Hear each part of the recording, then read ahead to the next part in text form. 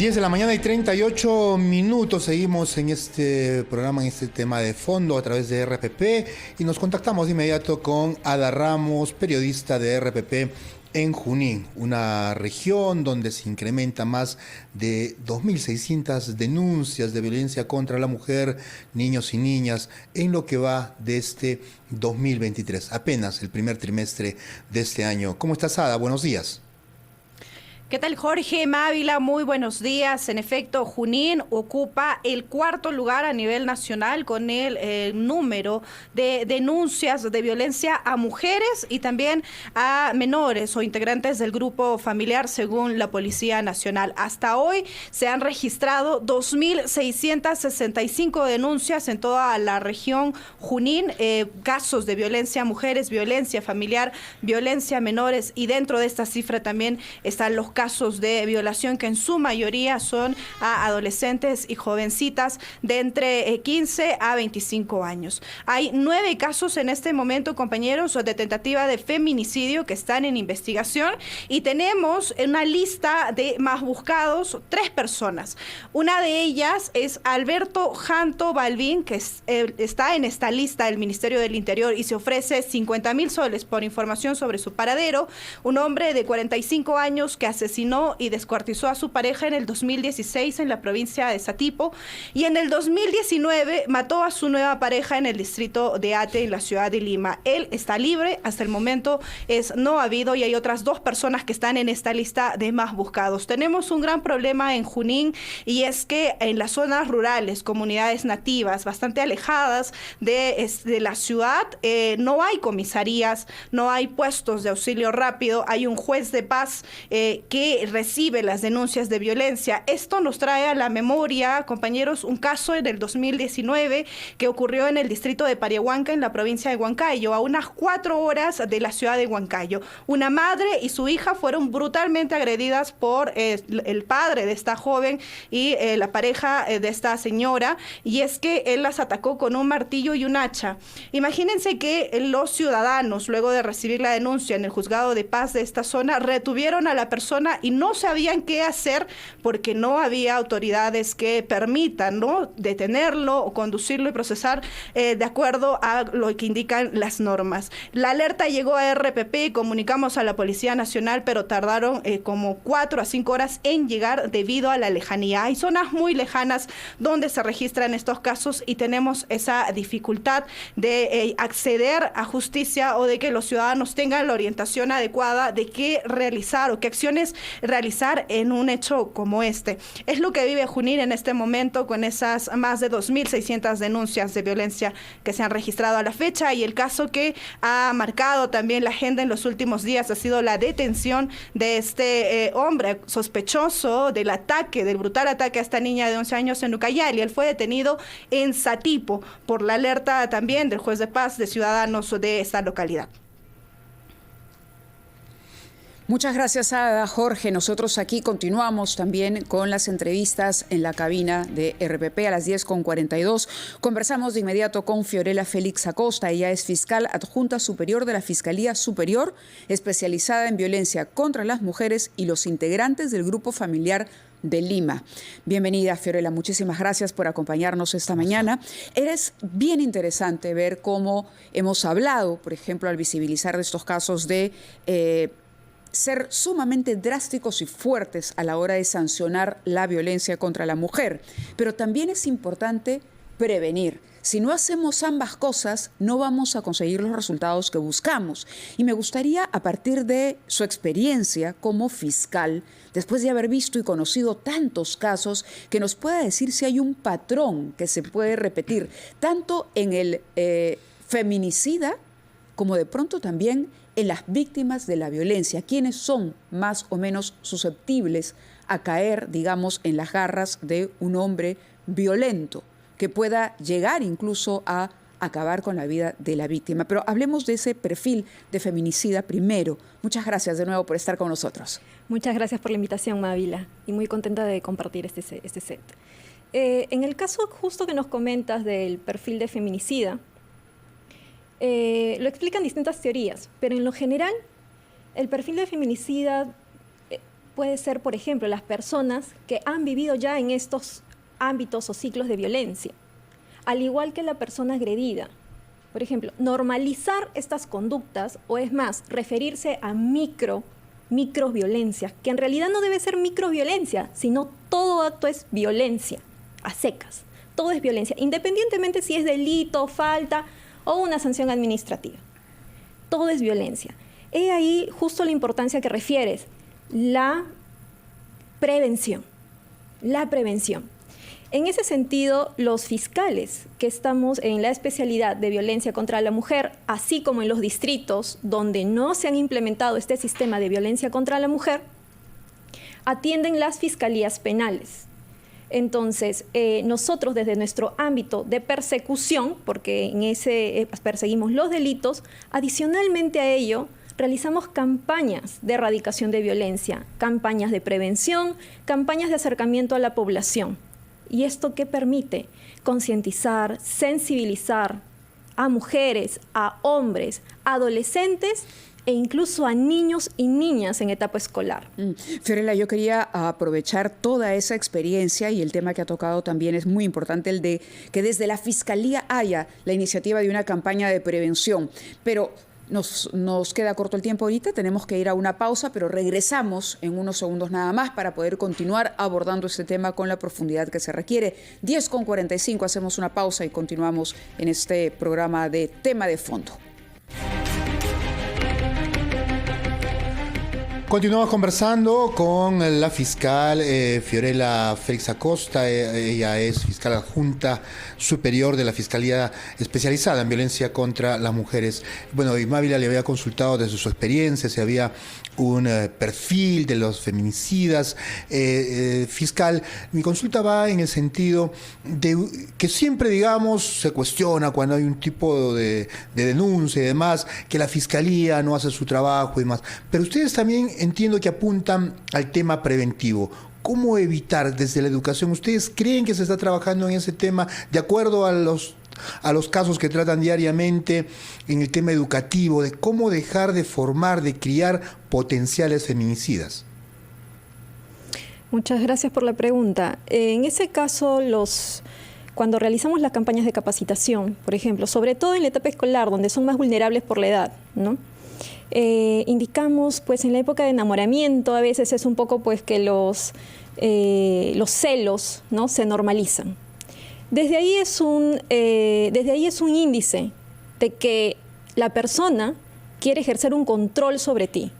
¿Cuándo identificamos pues estas situaciones? Cuando hay un poder, un control, un sometimiento de esta persona hacia, en este caso, las víctimas. Aislar a la persona de sus amigos, de sus familiares, controlar cómo se viste, si se maquilla, no se maquilla. Normalizar estos celos o estas conductas, por ejemplo, por parte de la pareja, indicando que son signos o síntomas de enamoramiento, parte del amor que se profesa o se tiene, es una idea equivocada definitivamente, que después va en ascenso.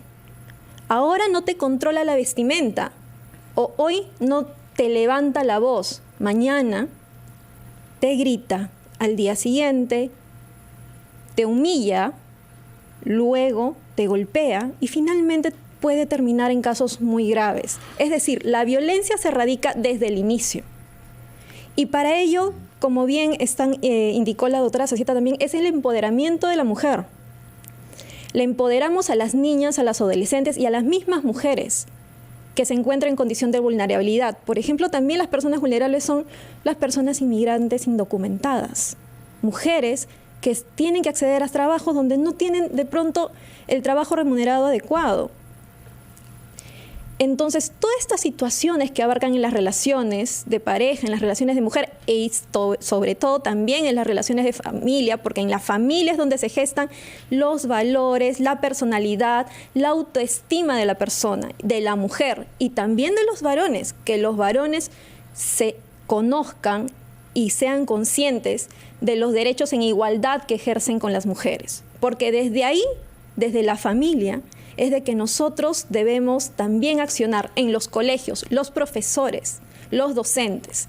Es por eso que nosotros, fuera de horario laboral, incluso feriados, hemos realizado campañas de acercamiento a la población, a colegios, a instituciones, para intercambiar experiencias y transmitir estos conocimientos o esta realidad que se tienen en muchos de los sectores de nuestro país donde lamentablemente han ocurrido estos últimos graves hechos de violencia. Y la salud mental es un tema siempre pendiente, ¿no? Aquí en el Perú es un tema muy pendiente el hecho de poder, por ejemplo, ayudar a una persona con esa tendencia a la inseguridad, ¿no? Revertir, fortalecer la personalidad, empoderar, como ha dicho usted bien.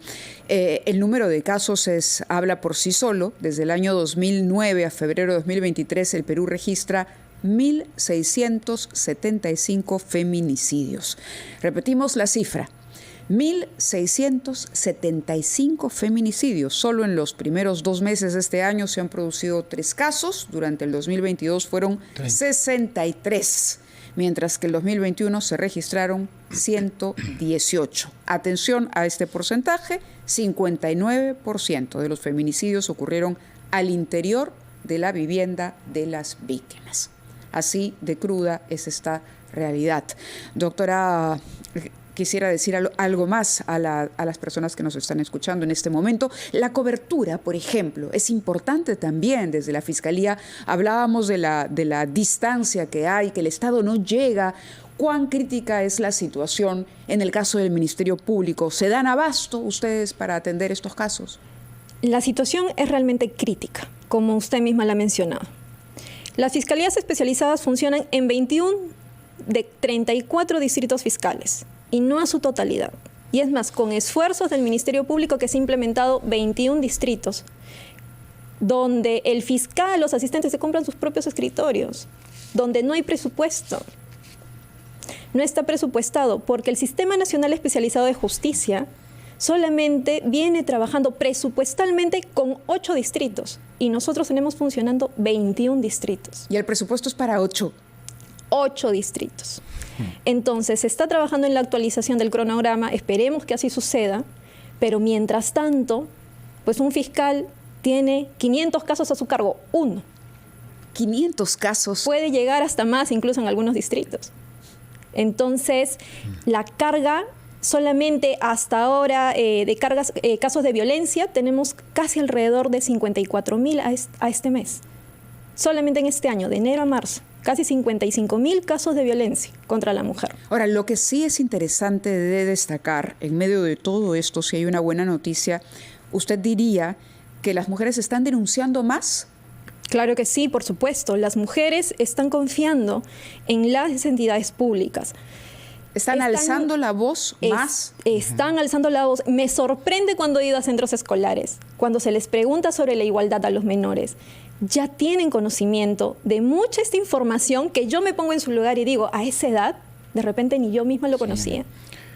Pero fiscal, habría que poner ahí más interés, digo, en el sentido de que si bien están denunciando más, la respuesta debería ser también con esa seriedad y lamentablemente ustedes no lo tienen o no tienen todas las herramientas para que luego no se desanimen las mujeres a seguir denunciando, ¿no? Pese a estas falta presupuestal o falta de herramientas, el Ministerio Público está cumpliendo con la celeridad que se requiere, como ha sido en el caso ahora último que ha sucedido, ¿no?, de Caterín. Efectivamente, apenas tomó conocimiento, ese mismo día se realizaron las diligencias, pese a que no había una persona detenida. El turno fiscal está las 24 horas. Ahora, pero ¿cómo explica usted desde el sistema de justicia, por ejemplo, que recién el día de hoy el Poder Judicial haya aprobado el impedimento de salida para este ciudadano que estaba plenamente identificado desde el 18 de marzo? A ver, el impedimento es el fiscal, el mismo día que tomó conocimiento de los hechos, emitió las disposiciones solicitando la identificación, porque cuando uno solicita una medida restrictiva, necesita la plena identificación. ¿Y cómo conseguimos la plena identificación del imputado? Porque no puedo solicitar una medida restrictiva a una persona que se llama orejotas, ¿no? Por ejemplo. Claro, no, entonces, sí lo entiendo, pero en este caso se sabía quién era la persona, había testigos. No, el nombre Sergio identificado Sergio con Tarache, DNI, sí. claro, identificado con un DNI, con su CIV, con el código, porque sabíamos que era de nacionalidad venezolana, pero no se obtenía la información de manera inmediata.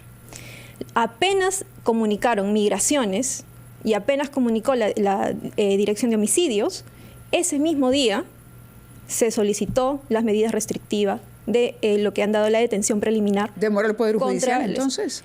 La detención preliminar creo que lo dio al día siguiente, me parece que fue la audiencia. El impedimento de salida sí lo han programado al día de hoy. Sí, recién hoy lo hemos conocido. aprobado. El día de hoy. Ajá, así es, Jorge.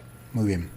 Muchas gracias, fiscal, por darnos también ese acercamiento. Queríamos también tener la voz desde la parte directamente involucrada a la institución del Ministerio Público que atiende estos casos. Una sobrecarga, indudablemente, por el número que se presenta en todo el país, ¿no? Conclusiones de este programa especial. Mávila, amigos oyentes, me quiero sentir segura en mi país, nos ha dicho la madre de Catherine Gómez. Aquí creo que eso es una reflexión importante.